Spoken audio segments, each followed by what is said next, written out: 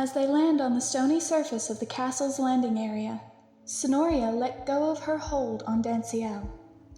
Glancing around with a look of blank awe mixed with curiosity and amusement, Sonoria let out a chuckle of disbelief. Well, lock me in a tower and call me Rapunzel, 'cause I think I just stepped into a fairy tale. Danciel couldn't help but notice the way Sonoria trembled slightly, despite her attempt to play it off with a snarky comment. He felt a twinge of satisfaction realizing that his plan was beginning to work. He could tell that she was trying to hide her fear with humor, but he could sense the uneasiness and tension radiating from her. He gave a slight smirk and replied with a hint of amusement, "Oh, I think I just might do that." Sonoria's gaze snapped towards Danciel, with a hint of something more than fear behind her eyes. They had a strange, unfocused quality along with this, as she spoke in a measured tone. "I'd rather you didn't. That was just a joke." It was almost as though the very idea of being locked in a room terrified her, as though she'd been locked away in the past. Her expression was guarded, but the look in her eyes was not something that he had expected. Danciel's smirk widened slightly, as he noticed the hidden fear in Sonoria's eyes at the mention of being locked up.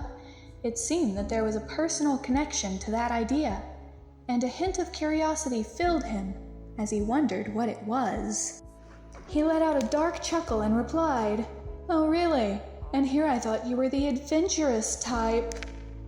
A hint of pink appears in her cheeks as she shot a glare at him. Her arms fold across her waist, taking a step back from Danciel and regarding him with caution. "I am, but being locked away isn't very adventurous. I don't like it." Danciel's smirk grew as he noticed the light flush of color that dusted her cheeks. There was something about her defiance that intrigued him, and he made a mental note of her aversion to being locked up. He took a step closer to her, a dark curiosity in his eyes. "Oh, and why is that?" Sonoria studied his expression for a moment before turning away with a defensive pose. "There's a history there that I'd rather not talk about." She gave him an unamused glance over her shoulder before glancing around the castle with a thoughtful curiosity. "So, do I get to explore?" Danciel noticed the way Sonoria averted her gaze and shifted into a defensive stance. Her hesitation to talk about her past piqued his curiosity even more. He took another step closer, a subtle smirk playing on his lips. "Oh, come now, don't be shy." Danciel rolled his eyes with a hint of annoyance at her avoidance, but he didn't insist. Instead, he replied with a hint of authority and a subtle smirk. "You may explore, but do not try to escape. There are certain places that are off limits." Sonoria glances at him, a small smile on her scarlet lips. Her doe eyes held a glint of childlike excitement and curiosity. "And those are?" Danciel studied her expression, noting the glimmer of excitement in her eyes and the hint of mockery in her words. Although she was trying to play it off with a smile, he still noticed the subtle challenge in her tone. He responded with a sharp glance, his voice cool and firm. "My private quarters and the throne room." Sonoria seemed to consider this before nodding thoughtfully. "Makes sense, I guess." She let out an amused laugh, a hand covering her smile. Then she gave an exaggerated shrug as she adds in an amused tone, "I can't decide whether this feels more like an anime or a fairy tale. Guess that depends on you and what story gets written." Danciel couldn't help but feel a mixture of annoyance and amusement at Sonoria's comment. He shot her a sharp glance, the smirk returning to his lips. "Are you implying that you're the princess in this scenario?" "That would imply that I'm an innocent damsel in distress." Sonoria shook her head with a low chuckle, a hand moving to her hip as her other touched her heart. "But I'm not simple, sweet, or helpless, so no, I'm more like..." She touched her chin in thought, before an amused smirk graced her lips. "I'm more like an anime adventurer." That last comment almost sounded like she knew more than she let on. Had she already guessed what his plans were? Danciel could sense the faint hint of defiance in her voice as she rejected the princess label, and it piqued his curiosity even more. Her claim to being an anime adventurer and the smirk on her lips made him wonder if she already suspected his intentions.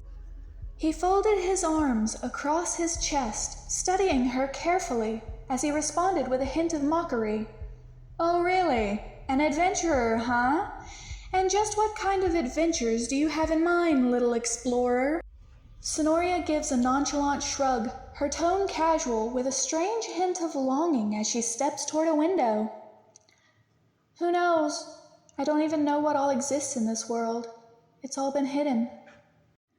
His gaze followed her as she walked towards the window, and he noticed the subtle mix of nonchalance in her tone along with the hint of curiosity and longing. It was the most emotion he had seen her display so far. Danciel took a step towards her, his expression remaining unreadable. Hidden? Yes, hidden. Sonoria didn't turn to face him, but the tone of her gentle southern voice told him that there was a deep and heavy longing behind her words.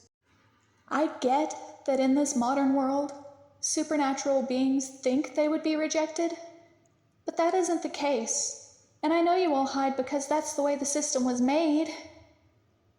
Her voice dropped to barely above a whisper as her hands clenched on the edge of the castle's window. But it didn't have to be this way. He took note of the sudden vulnerability and deep-rooted pain in her voice. It intrigued him, made him want to know more, and he felt a strange pang of empathy in his chest. He moved towards her, his wings tucking against his back. His tone was cool and measured as he inquired, "What do you mean?" "This system you built, it wasn't necessary. We could all live fulfilling lives in freedom. All is in the supernatural beings as well. The world could have been so vibrant, lively, and full of adventure, but it's shrouded in so much illusion that no one knows what's really out there because you made it that way, with this hierarchy system." Her voice sounded soft and almost lost, with a bitter undertone as she looked over the horizon, her back still to him. "I see what could have been, and I feel what currently is. It eats at me, knowing what could be and how to make it so, but not having the power or resources to make it happen."